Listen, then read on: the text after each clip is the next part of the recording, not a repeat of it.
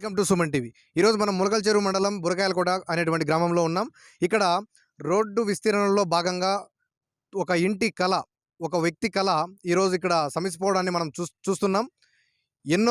ఎంతో కష్టపడి ఎంతో రూపాయి ఎత్తిపెట్టుకొని వారి యొక్క కష్టార్జితాన్ని ఒక ఇల్లు రూపంలో ఇక్కడ కట్టుకునేటువంటి ఒక వ్యక్తి ఆవేదన ఏ విధంగా ఉంది, ఆ ఇల్లు పోవడానికి గల కారణాలు అతని మాటలు అడిగి మనం తెలుసుకుందాం. ఇల్లు చాలా బాధపడి కట్టుకున్నారు మా మామ, మా అక్క, మా పిల్లోళ్ళు. దీనివల్ల చాలా నష్టపోయినారు. నష్టం అంటే కూడా అట్లా ఇట్లా కాదు నష్టము. వాళ్ళ పిల్లోళ్ళ ఆవేదన చూడలేము. పిల్లోళ్ళు కష్టపడినారంటే కష్టము. వాళ్ళు ఏదో మ్యారేజ్ చేసుకోవాలని అంతా ఇంత ఆశతో కట్టుకున్నారు.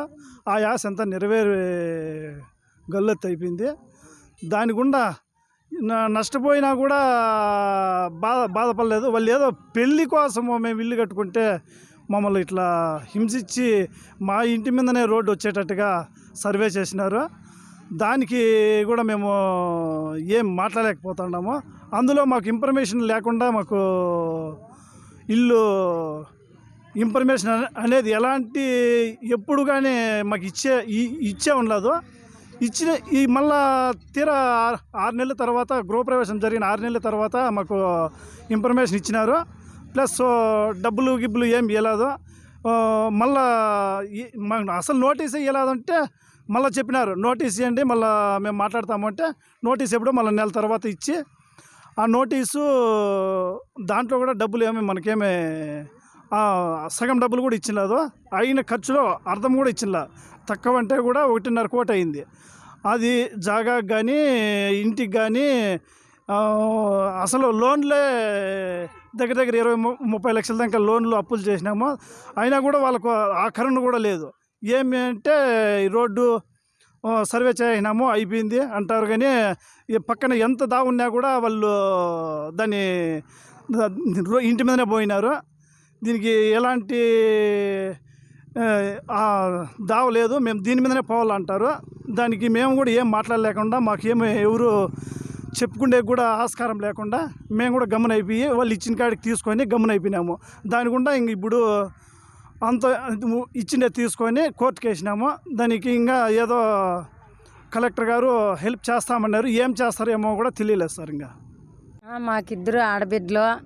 మేము ఏందో కూలోని చేసి బతికి ఏందో బిడ్డలు చదివించుకొని అట్లా మిద్ది కట్టుకొని పెళ్లి చేసుకోవాలని ఉన్నింది బిడ్డ. అది ఇప్పుడు వచ్చి తీరా మేము ఇంట్లో వినప్పుడు నోటీస్ ఇచ్చినారు. అంతకుముందు పాతానే ఉండారు, వస్తానే ఉండారు. మాకు ఏంది నిలిపేయండి అనలా. ఇప్పుడు నోటీస్ ఇచ్చినారు. ఇప్పుడు మేము ఇంట్లోకి వచ్చిన 6 నెలలకి ఇచ్చినారు నోటీస్ కూడా. ఇప్పుడు పోతుంది ఇల్లు అంటున్నారు. ఏం చేసి ఎట్లా అంటాం మేము. ఇప్పుడు ఏందో మా బిడ్డలు ఆడబిడ్డలే ఇద్దరు, మాకు మగబిడ్డలు కొల్లే. ఇప్పుడు మాకు 84 లక్షలు వేసినారు. మాకు 1.5 కోటి అయింది. భూమితో సహా 1.5 కోటి అయింది. అప్పులు కూడా కొన్ని ఉన్నాయి దాని మీదనే మిద్ది మీద. మేము బాధలు సాధలు అగసాట్లు పడి రెయ్యం బొగులోని కష్టపడి కట్టుకున్నాము. ఇప్పుడు పోతుంది అన్ని ఖచ్చితంగా పోతుంది అని వచ్చినారు. 84 లక్షలు వేసేసినారు. మేము గమ్మున అయిపోయినాము. అంతటితో ఏం చేస్తారో అని మేము గమ్మున ఉండాము. మేము కోర్టుకు వేసినాము. అదేమవుతుందో తెలదొంగ. ఇప్పుడైతే పోతుంది మేము ఇన్ని దినాలే టైం ఇచ్చేది. పోతుంది అంటున్నారు. మాకు ఇల్లు లేదు, వాకిలి లేదు, ఇది తప్పితే లేదు, ఏంది లేదు.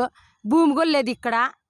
ఏడన్నా ఇల్లు కట్టుకునే దానికి కూడా ఇదే జాగాని కొనుక్కొని ఏందో బాధలు పడి అగసాట్లు పడి కొనుక్కొని కట్టుకొని ఉంటుమే.